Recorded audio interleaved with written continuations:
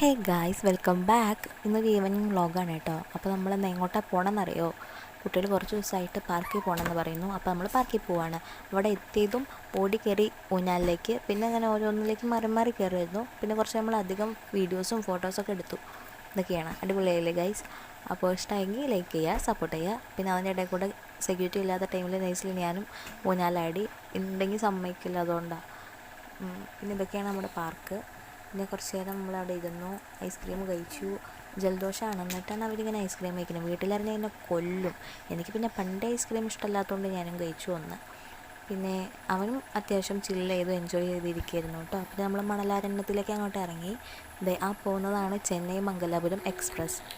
ആണോ എന്ന് എനിക്കറിയില്ല. എനിക്ക് ട്രെയിനിൻ്റെ പേര് ആകെ അറിയുന്നത് വന്ദേ ഭാരതും ചെന്നൈ മംഗലാപുരം എക്സ്പ്രസ്സും ആണ്. പിന്നെ കുറച്ച് നേരം നമ്മൾ വെള്ളത്തിൽ കളിച്ചു.